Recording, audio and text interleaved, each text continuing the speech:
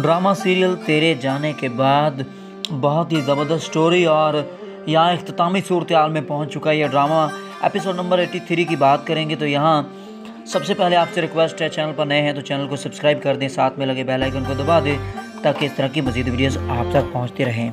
तो अब बात करते हैं एपिसोड नंबर 83 की। ड्रामा अपने आखिरी मराहल में पहुँच चुका है जहाँ मामला खुलकर सामने आ चुके हैं और अभी हमने देखा कि फ़रहीन को तलाक हो गई है समीर से और फ़रहीन घर पहुंचती है और वहाँ हम देखते हैं कि माँ और बेटी जब दोनों बैठ के आपस में बातें कर रही होती हैं, एक दूसरे को कसूरवार बना रही होती हैं, तो हम देखते हैं वहाँ फ़रहीन अपनी माँ को कहती है कि ये सब आपका किया धरा है, आपने सजल के साथ जो सारी ज़्यादतियाँ की थी ये उसकी वजह से हुआ।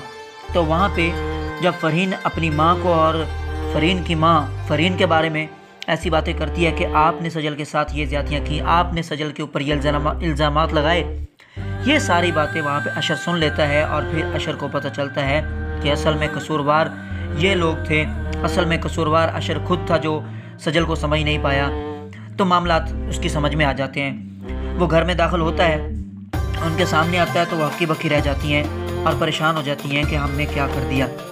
फिर ये सारी बातें सुनने के बाद अशर हकीकत में आ जाता है और उसकी आंखों से पर्दा उतर जाता है, अपनी माँ और बहन को कसूरवार ठहराता है और फिर माफ़ी मांगने के लिए वो सजल के पास जाना चाहता है। लेकिन तो वहाँ पे अशर की बहन अलीज़ा आ जाती है जो अशर को बताती है कि सजल की तबीयत बहुत ख़राब है और वो हॉस्पिटल में है और सजल और उसके बच्चे को ख़तरा है। तो हम देखते हैं कि अशर जल्दी से हॉस्पिटल पहुँचता है, लेकिन वहाँ पर हमाद मौजूद है जो कि सजल का भाई है और बहुत ज़्यादा परेशान है। वहाँ पे हम देखते हैं कि अशर के साथ उसका बहसा होता है, उसे कहता है कि यहाँ से दफ़ा हो जाओ, जो आपने सजल के साथ ज़्यादतियाँ की हैं मुझे उस बात का आप पे बहुत गुस्सा है। तो वहाँ डायरेक्टली जाके अशर मस्जिद में चल जाता है और नमाज़ अदा करता है, दुआएं करता है, अल्लाह से माफ़ी मांगता है।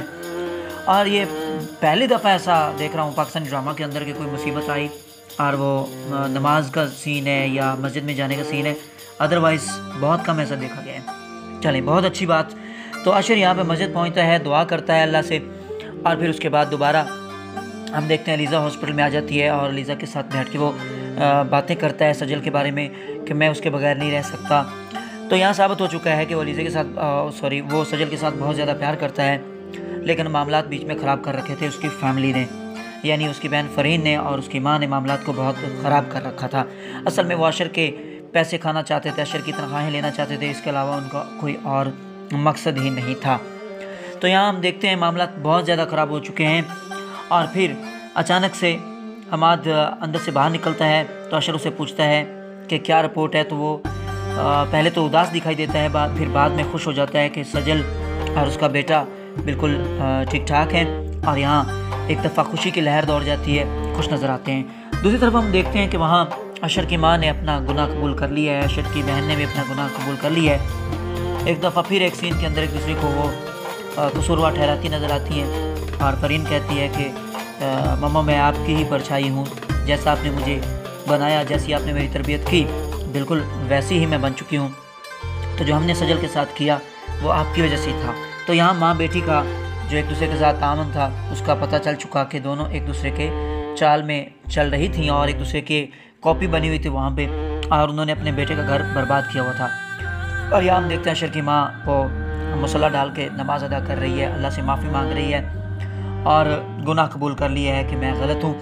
तो ड्रामा अपने आखिरी मरहल में दाखिल हो चुका है। मसाइल अब काफ़ी हद तक हल होते दिखाई दे रहे हैं। यहाँ पे अशर की ज़िंदगी में जो प्रॉब्लम्स क्रिएट हो गए थे, यहाँ सजल के साथ दूरी थी और यहाँ सजल के बच्चे को जो एक मसला बना वो भी ये सारा, एक तो सजल और उसके बच्चे की ज़िंदगी बन चुकी है, अशर को सारी हकीकत का पता चल चुका है, अशर की माँ और बहन ने अपना गुनाह कबूल कर लिया है, मामलात यहाँ तक तो सुलझ चुके हैं। दूसरी तरफ एक प्रॉब्लम और चल रहा है, यहाँ पे माहम और हमाद का जो तल्लक है उसमें बहुत ज़्यादा बिगाड़ है। तो यहाँ माहम ने जो सब पैसा लूट के अपने ससुराल से अपने भाइयों को दिया हुआ था वो बहुत ज़्यादा काम ख़राब था। अब हमाद लॉस में है और उससे पैसे लेने वाले, जो कर्ज़ा लेने वाले, वो कर्ज़ा मांग रहे हैं लेकिन उसके पास अब पैसे नहीं है। घर गिरवी रखना चाहता है लेकिन यहाँ माहम उसे कहती है कि मुझसे जेवर ले लो लेकिन घर ना बेचो।